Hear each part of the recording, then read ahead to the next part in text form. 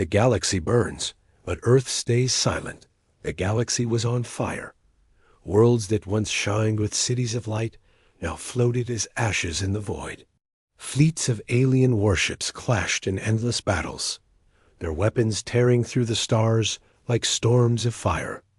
Empires rose and fell within decades, their rulers screaming promises of glory before being silenced by the blast of another cannon.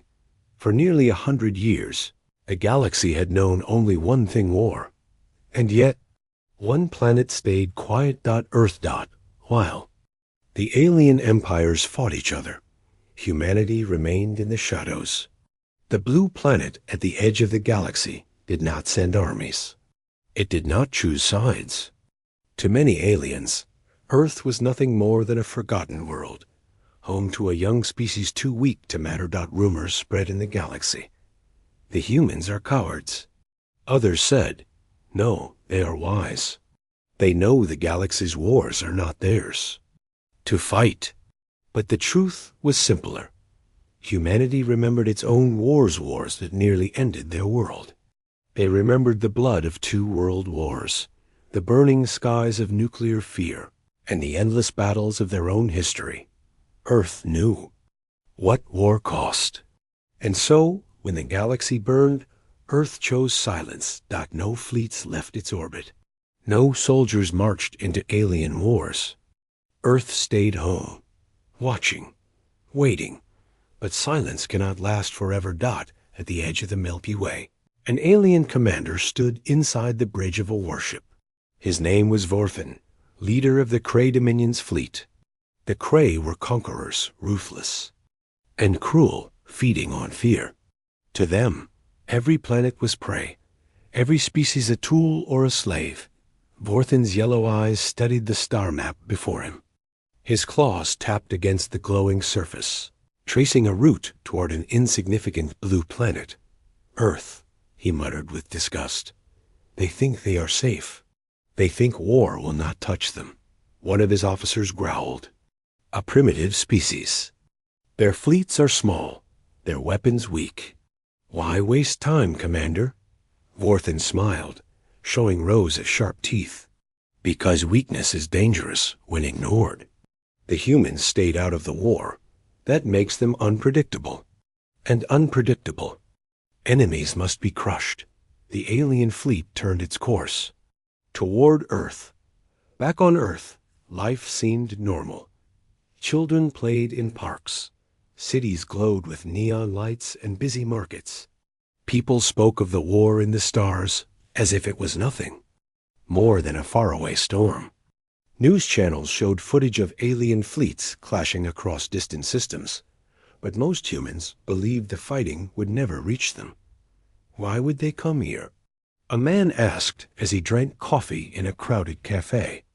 Earth has nothing. His friend replied, we are not rich, not powerful. The galaxy will ignore us. But in the darkness of space, far beyond what human telescopes could see, the enemy was already coming. In a secret base on the moon, Earth's military watched the skies carefully. A young officer named Sarah Kim studied strange signals picked up by deep space satellites. The readings were unlike anything she had seen before. Waves of energy, too organized to be natural. She frowned. This is not a star. This is not an asteroid. Something is moving toward us. Her commander leaned over her shoulder. His voice was low, tense. Don't make noise. Don't alert the public yet. Confirm it first. But in his heart, he already knew. War was coming. Far above. In the cold emptiness, the Krayt fleet cut through the void. Their ships were black and sharp, like blades tearing the fabric of space. They moved fast, silent, unseen by the humans below. The first target was simple, a civilian cargo ship traveling near Jupiter. It never stood a chance. One flash of plasma fire, and the ship was gone. Hundreds of human lives erased in silence. Vorthan watched the explosion and laughed. Pathetic. Let the humans hear of this. Let them feel fear. Soon their world will burn. But Earth was not blind. The destroyed cargo ship sent a distress signal in its final moments. The message reached the moon base. Officers stared in horror. At the last broadcast, static, screams, and then Fire. Sarah Kim whispered, her voice trembling, "The war has found us." Still, Earth did not strike back. Not yet. Leaders gathered in hidden rooms, arguing over what to do. Some wanted to beg the enemy for mercy. Others wanted to fight, but they knew humanity was not ready. The alien empires had weapons older than Earth's nations themselves. How could humans hope to win? And yet, there was something the galaxy had forgotten. Humanity was not as weak as they seemed. For years, in secret, Earth had been preparing. Hidden deep underground and across the solar system were weapons no alien had ever seen. Warships built in silence. Defenses designed for the day when the galaxy's war would finally arrive at Earth's doorstep. But for now, Earth stayed silent. The people lived their normal lives. The cities still glowed. The planet still breathed in peace. Only a few knew the truth. Only a few felt the shadow approaching. The galaxy was burning. And soon, the fire would knock on Earth's door. Asterisk.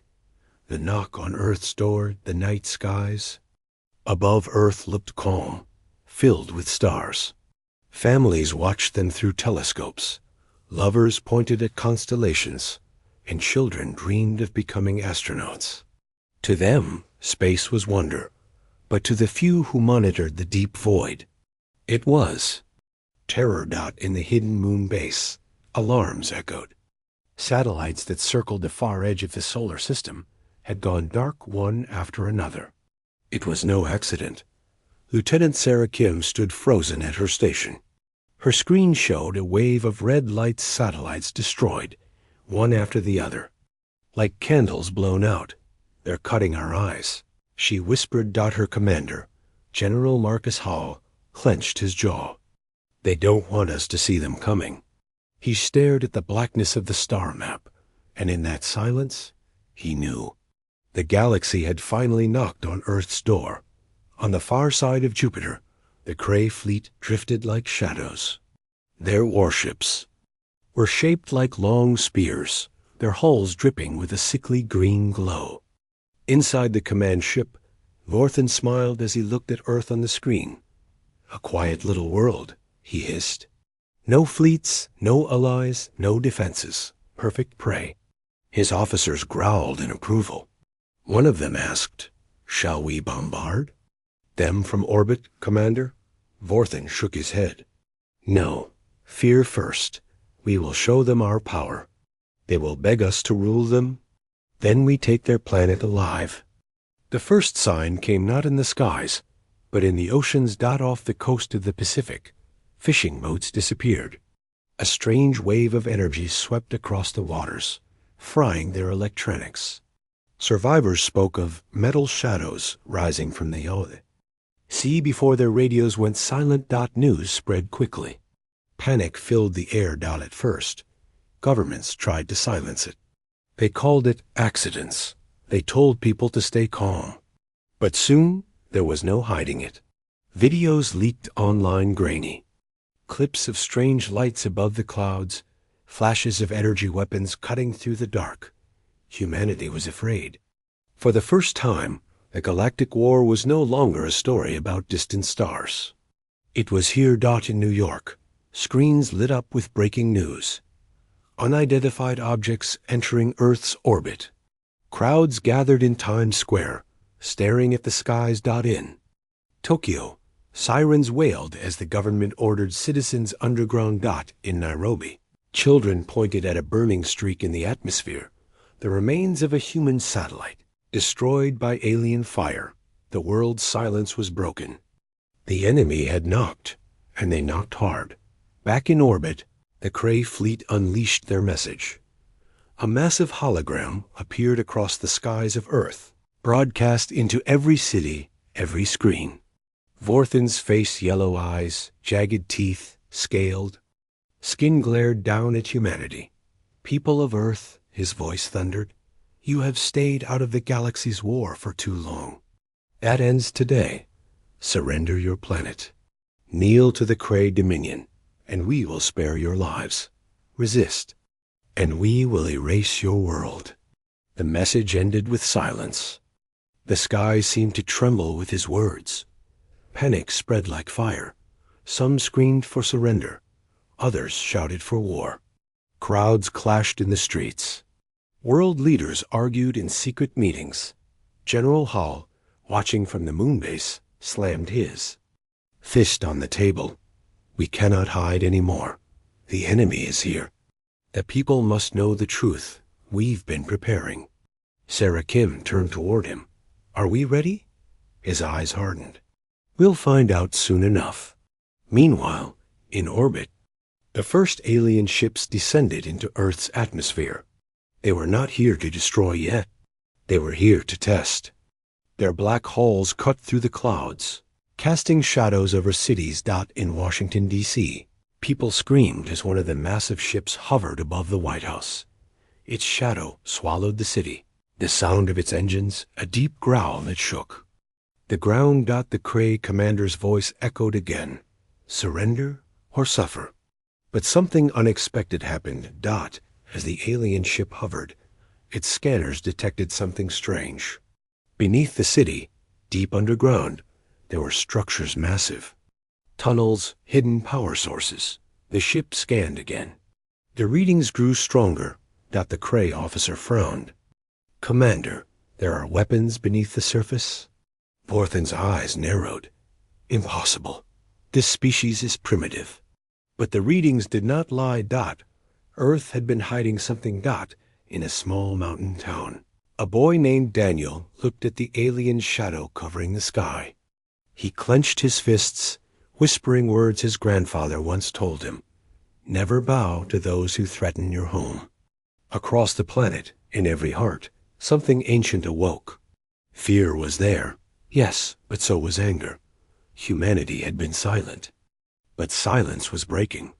The Krayt fleet expected surrender. They expected fear. What they did not expect was Earth's answer, and soon they would hear it. Asterisk. Humanity awakens. The alien ships hovered like vultures above Earth's cities. Their shadows covered streets, towers, and rivers. People looked up, their faces pale with fear. For hours the Krayt Dominion demanded surrender. Their message echoed, again and again across every screen. "Bow, humans. Kneel to the Dominion. You are nothing before our power." But Earth did not kneel. Not yet. In a hidden chamber, deep under the Rocky Mountains, leaders from every nation sat in silence. The air was thick with tension. Generals, presidents, prime ministers, and scientists all gathered around a glowing map of Earth. General Marcus Hale stood tall at the front. His voice was heavy but steady. "The time for hiding is over," he said. "They think we are weak. They think we are prey. But we are ready." A scientist tapped the screen, showing schematics of ships hidden on the Moon, Mars, and inside Earth's oceans. For decades, humanity had been preparing in silence. After the first signals of galactic war reached Earth, secret projects began. Nations united, not openly, but in the shadows. They built warships disguised as mining stations, orbital cannons hidden in satellites, and bases buried beneath mountains. Galaxy thought Earth was asleep, but Earth had been awake all along.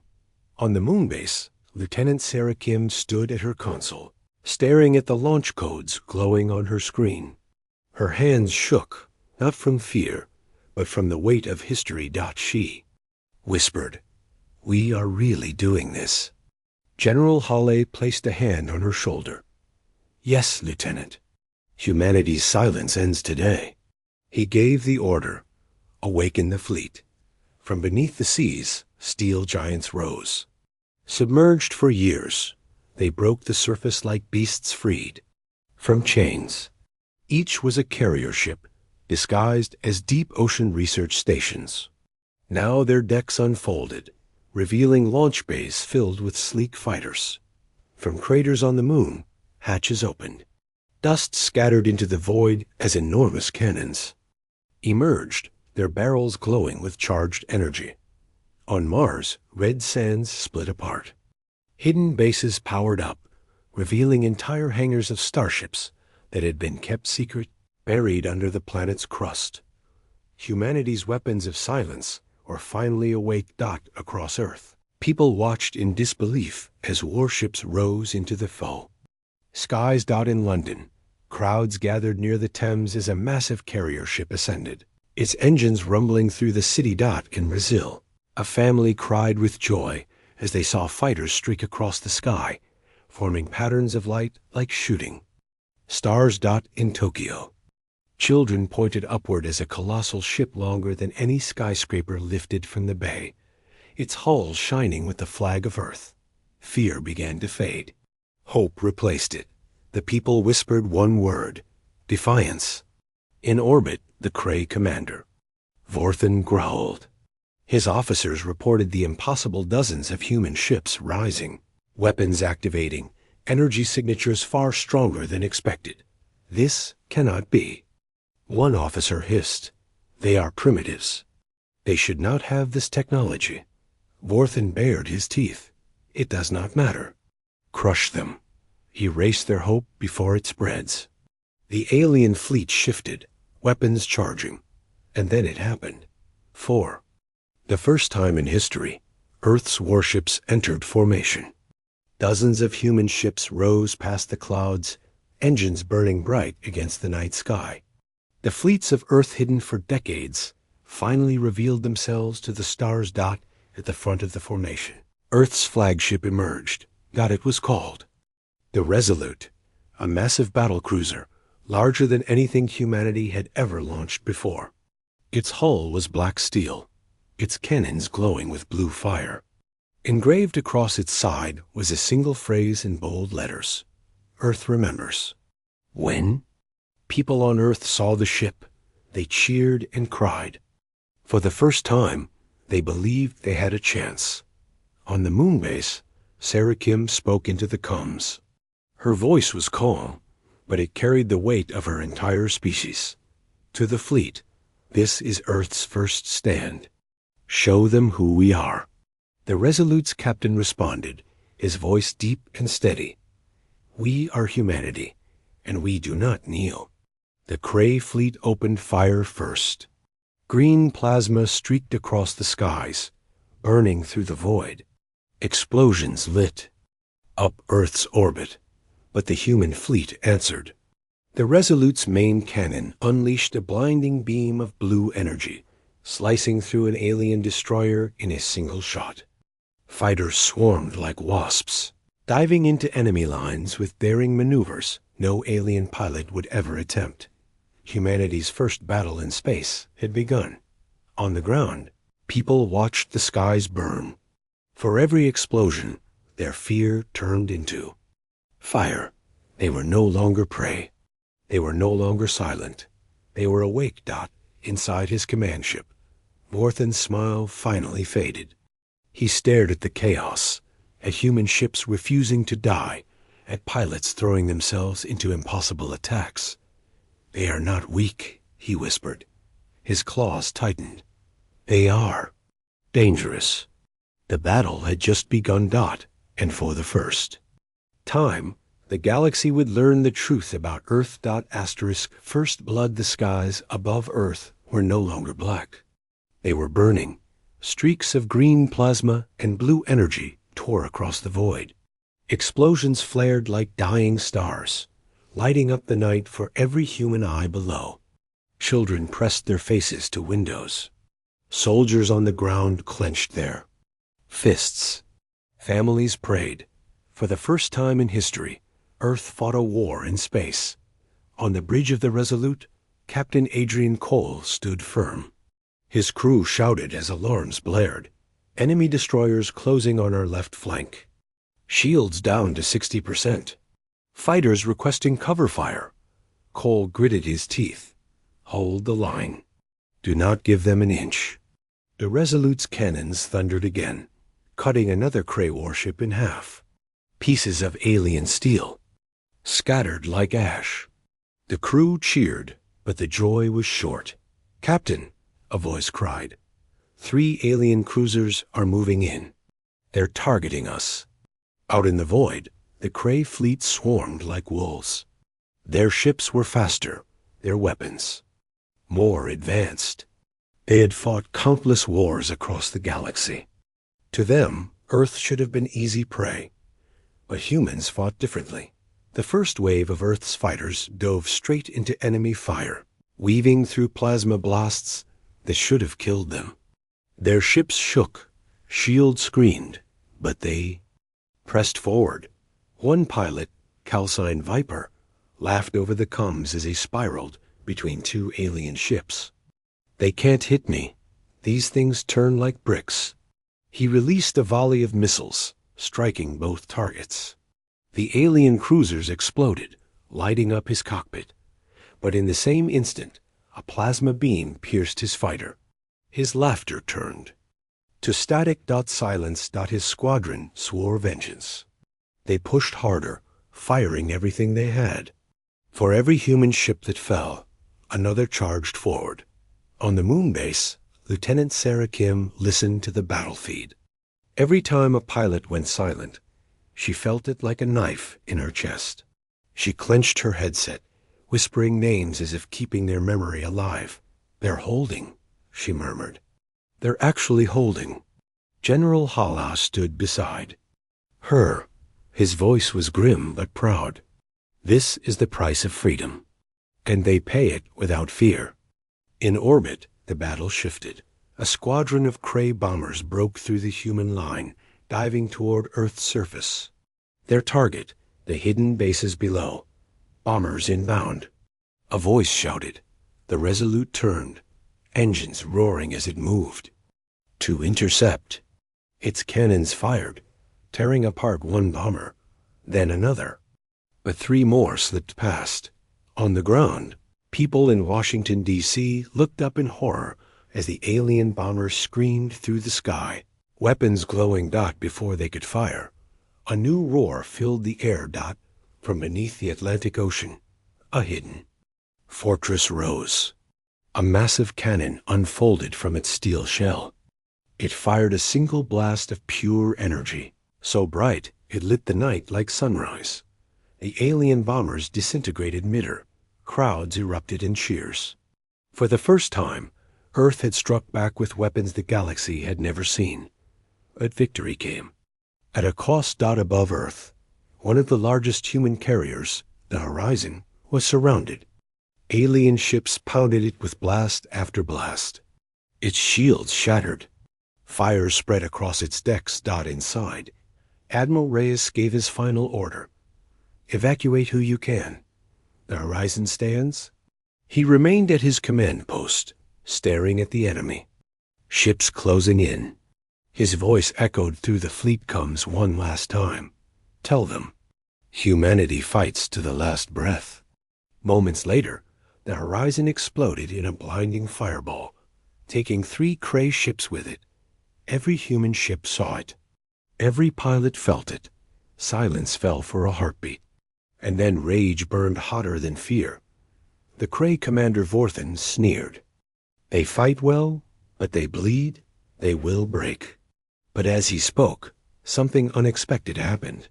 The Resolute charged forward, ignoring heavy fire. Its cannons unleashed a massive blast, ripping straight through the enemy flagships. Shields. For the first time, alien hull cracked under human firepower. On Earth, crowds screamed in triumph. Humanity had drawn first true blood from the invaders. The battle dragged on, hour by hour. Ships burned, pilots died, but Earth's fleet refused to fall. They fought like wolves, protecting their den, desperate, furious, unstoppable. At last, as dawn broke over the planet, the Kree fleet pulled back. Not destroyed, not defeated, but bleeding. Earth had survived its first night of galactic war. On the moon base, Sarah Kim collapsed into her chair, exhausted. We did it. They're retreating." General Hala did not smile. His eyes were Hard. This was only the beginning. They will return stronger. And now the galaxy knows Earth has teeth. He looked out the window at Earth glowing below. Humanity has spilled blood in the stars, and there's no turning back. In the void, Borthan stared at the damage to his fleet. Rage burned in his eyes. He raised his clawed hand and slammed it against the control panel. This world, this cursed world, we will crush it, even if it takes the whole Dominion. The war had only just begun. And Earth's silence was gone forever. Asterisk. The enemy strikes back the morning after Earth's first victory should have been filled with celebration. Instead, it was filled with fear. On every news channel, people replayed the images. Human ships rising, alien warships exploding, Admiral Ray's sacrifice. The world knew now humanity was no longer hidden, but so did the enemy not far beyond the moon. In the cold emptiness of space, the Kree Dominion's reinforcements arrived. Dozens of massive warships emerged from hyperspace, their hulks blotting out the stars. Each was armed with weapons strong enough to level a continent. At their center stood the Dominion's dreadnought, Bloodfang, a ship so large it could eclipse cities. Inside, Commander Vorthan's eyes glowed with fury. His voice rumbled like thunder across the fleet's comms. Earth thinks it can defy us. Earth thinks it can fight. He bared his fangs. Then we will teach them what it means to face the Dominion. On Earth, alarms screamed again. Multiple warp signatures detected. New fleet incoming much larger than before. In the Moon Base's command center, Sarah Kim stared at the screen in disbelief. Red markers filled the map, outnumbering the human fleet 10-1. General Hale's jaw tightened. So, the real war begins. He turned to his officers. Ready. Phase 2. Release the Guardians. The room fell silent. Even Sarah's eyes widened. The Guardians were spoken of only in whispers, rumors of machines built in Earth's darkest labs. Weapons too dangerous to reveal until the very end. But now, Earth had no choice. Above the Pacific Ocean, the sea split open. From beneath the waves rose titanic machines, colossal humanoid war mechs, each taller than mountains. Their steel armor gleamed in the sunlight, their eyes glowing with fire. One by one, the Guardians took their first steps into battle. Each carried weapons designed to strike ships in orbit, shoulder cannons, railguns, and blades humming with energy. Crowds across the world watched in shock. Some cried, some prayed, some whispered, "Are those ours?" The Kree fleet descended, weapons charging. Green fire streaked across the void, striking Earth's defenses. Satellites exploded. Entire cities shook, but the Guardians lifted their weapons skyward. With a deafening roar, they fired. Beams of blue-white light tore into the heavens, ripping through alien ships as if they were paper. A Dominion cruiser fell in flames, crashing into the ocean with a monstrous splash. The battle had escalated beyond imagination. On board the Resolute, Captain Adrian Cole clenched the rail as the ship shook under heavy fire. They're stronger. This time, they came prepared. His second officer shouted, "We're losing fighters too fast. We can't hold this line." Cole's eyes burned with fire. Then we changed the rules. He opened a private channel to General Hall. Permission to deploy the Phoenix Protocol. Hale hesitated. That weapon is untested. You could burn half the fleet. Cole's voice was steady. If we do nothing, there will be no fleet left. After a long silence, Hale gave a single word. Do it. Deep within the Resolute, engineers unlocked a chamber sealed for decades. Inside lay a glowing core, humanity's first experiment. With antimatter weaponry, dangerous, unstable, but powerful enough to tear through the Yow. Kray's strongest shields, the Phoenix cannon. The crew armed it, their faces pale with fear. Target the Bloodfang, Cole ordered. Let the galaxy see what Earth is capable of. The Kree dreadnought moved closer, its shadow covering Earth below.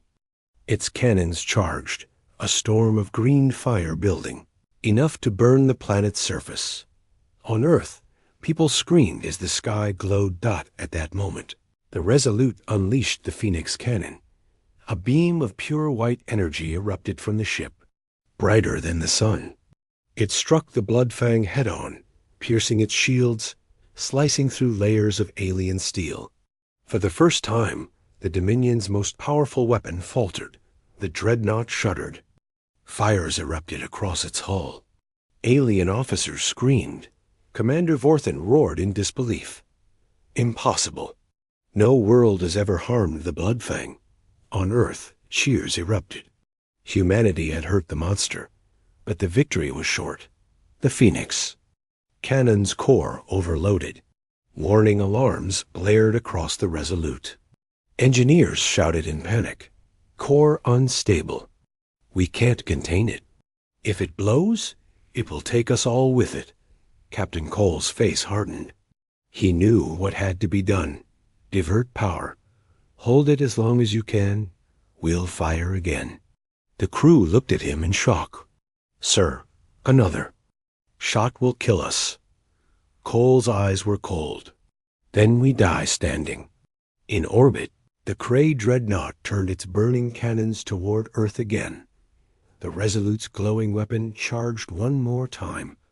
Every human eye, from the ground to the fleet, watched in silence. Would the flagship hold or explode before it fired? And then the world shook dot not from Earth, not from the Kree, from space itself. A massive tear ripped open in the void like a wound in reality. Another fleet poured out. Ships unlike any. Seen before, black as night, moving with precision. General Hawley froze, eyes wide. That's not Kree. That's... The comms filled with static. Then a voice, cold and alien, spoke across every channel. We are the Watchers, and you were never meant to join this war. The Watchers' judgment, the battlefield froze. Alien warships and human carriers, guardians and fighters, all of them, stopped firing. Every screen, every radar, every sensor was filled with the same impossible image. A tear in space. A wound in reality itself. Through it came ships that did not look like anything born of steel or fire. They were black, like pieces of the night sky cut into sharp shapes. Their edges shimmered like liquid. No engines burned, no cannons glowed, yet every being who saw them felt the same thing. Fear. The Watchers had arrived. On board the Kree dreadnought Bloodfang, Commander Vorthen snarled. What trick is this? Another human weapon? But his officers trembled. Even the hardened Kree warriors felt their instincts scream. These newcomers were older, stronger predators even the Dominion had never faced. On the Resolute, Captain Cole's crew stared at the impossible fleet. Some whispered prayers. Others could not speak at all. Sarah Kim's voice cracked across the comms from the moon base. General, what are those things? General Hale's face was pale. Legends. I thought they were only myths. The oldest. Records from alien ruins speak of them. A race that watches wars and decides which species deserve to survive. He clenched his fists. The Watchers. Without weapons, without sound, the black ships moved. One of them floated between the human and Kree fleets. Its surface rippled, and then a voice filled every mind. Not through speakers, not through radios directly inside their thoughts. Children of Earth, children of Kree, you are reckless. The voice was neither male nor female. It was old, heavy, like the weight of stone and time itself. This war is not yours to fight. It is older than you, deeper than you. You are ants playing with fire. Vorthen snarled, his pride unbroken. We are the Kree Dominion. No one judges us. The Bloodfang fired a full barrage at the Watcher ship. Plasma fire, missiles, beams of death. None of it touched. The blasts vanished into nothing, swallowed by the black surface. The Watcher ship did not even move. Then, in silence, it answered. A single ripple spread across its hull. A beam of black. Light, cold, silent cut through the Bloodfang. The Krayt dreadnought, pride of the Dominion, split apart like clay. In seconds, it was gone. Billions across Earth watched as their greatest enemy's strongest ship was erased without effort. Even humanity fell silent. Asterisk. On the moon base, Sarah whispered, they destroyed it like it was nothing. Hyle's jaw tightened. Now you understand why I feared the legends, the Watcher voice returned. Earth, you hid. You resisted. But by using fire not meant. For you have called our gaze. Every human heart froze. They had seen Earth's guardians. They had seen the Phoenix cannon. They had seen everything. We do not care for your bravery. We care for balance. If you rise, others fall. If you fight, others burn. Your choice now decides your species' fate. Cole stood tall on his bridge, fists clenched. So that's it. They want us to kneel, to stay quiet, to vanish into the dark. His second officer shook her head. Captain, if we resist, they'll wipe us out. Cole's eyes blazed. If we obey, we'll never be free. The Krayt survivors screamed vengeance, but their fleet was already broken. They scattered, retreating in terror. The Watchers ignored them.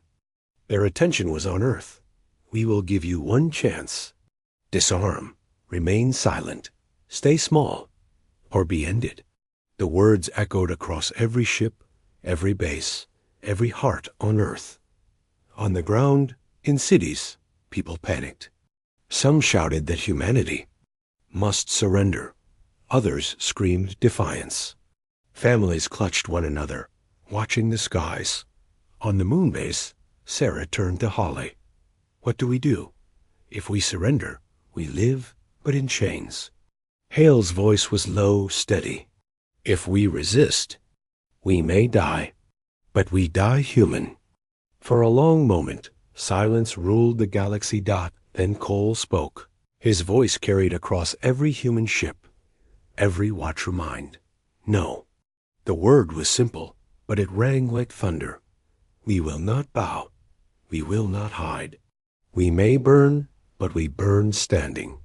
And if you think you can erase Earth, he pointed toward the planet glowing below. Then come and see how we fight when the whole world is at stake. The Watcher fleet paused. No movement. No reply. Then, without warning, the tier in space began to widen. More black ships emerged. Dozens. Hundreds. A storm of shadows. Sarah's face went pale. They're bringing more. So many more. Cole gripped the rail, his voice calm but fierce. Then this is it. Humanity versus the dark. The sky filled with shadow. The final judgment was coming. Asterisk. Earth's defiance. The sky was black with Watcher ships. They hovered above Earth in silence, like an endless storm waiting to strike. No weapons fired, no engines roared. But the weight of their presence crushed every heart on the planet. Humanity stood on the edge of extinction. General Hale's voice echoed through the moonbase. This is it. No more hiding, no more waiting. The Watchers want our surrender. Instead, we give them our answer. On the Resolute, Captain Adrian Cole raised his head. His ship shook, wounded from battle, but his eyes burned with fire. Transmit all fleets. Every ship, every mech, every fighter. This is humanity's stand. If we fall together. Across Earth, cities lit up with signals. Civilians prepared bunkers. Pilots kissed families goodbye.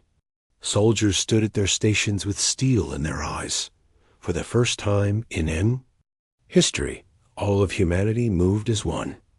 The Watchers spoke again, their voice echoing in every mind. So you choose resistance. Then you choose extinction. The black ships shifted. Their surfaces rippled with strange energy, like oceans of shadow. And then they attacked. The first wave was blinding. Beams of black light rained down, cutting through satellites and stations. Human ships scattered. Guardians raised their weapons. The Phoenix cannon charged again. The Guardians fired upward, their cannons glowing like suns. Human cruisers launched swarms of missiles. Fighters darted between Watcher blasts, firing everything they had. The night sky became a storm of fire, but the Watchers did not break. Their ships moved like smoke, twisting, vanishing, reappearing. Human weapons struck, but most passed through, as if the ships weren't there. For every Watcher destroyed, 10 more appeared. On the Resolute, alarms blared. Engineers screamed, "We can't hold!" Their weapons eat through shields. Cole's jaw tightened. Then we fight without them. Power everything to weapons. We go down swinging. In the chaos, Sarah Kim discovered something strange. Watching the Watchers' attacks, she noticed a pattern. Their energy beams were not random. They pulsed in rhythm, almost like a heartbeat. Her eyes widened. General, their ships aren't just machines. They're alive. Halle turned. Alive? Yes. They don't just fire, they feed. They absorb energy. Every time we shoot them, we make them stronger. The truth struck like lightning. Humanity wasn't fighting a fleet. They were fighting a living swarm that devoured war itself. Cole heard the words and smiled bitterly. So they feed on our fire. Then maybe it's time to give them something they can't swallow. He opened the ship's deepest vaults. Inside, glowing in its cage, was the unstable antimatter core of the Phoenix cannon. It wasn't just a Engi weapon. It was a star waiting to be born. Cole's voice rang across combs. Every war has its cost. Let this be ours. Prepare the core for overload. His crew froze. Captain, if we trigger it, we'll all be destroyed. Cole's voice was steady. If Earth must burn to kill them, then we burn. But Halle shook his head. No, not like this. He looked down at Earth, at billions watching the skies. Children, families, a whole planet standing together. And then his voice changed. It was no longer the voice of a soldier. It was the voice of humanity. Listen, Watchers, he shouted into the void. You claim to guard balance. You claim to judge. But you do not understand us. We are not balance. We are chaos. We are fire. We are life that refuses to end. His words echoed across the planet. From soldiers in space to farmers on the ground, every human shouted with him.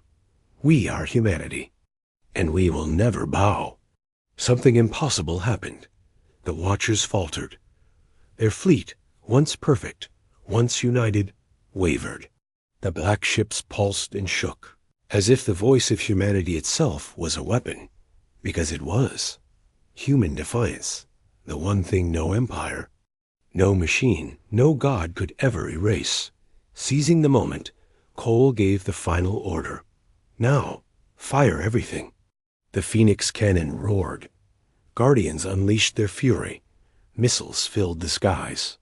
And Earth itself joined the planet's power. Grids, satellites, and even civilians hacked into the fight, turning the world into a weapon.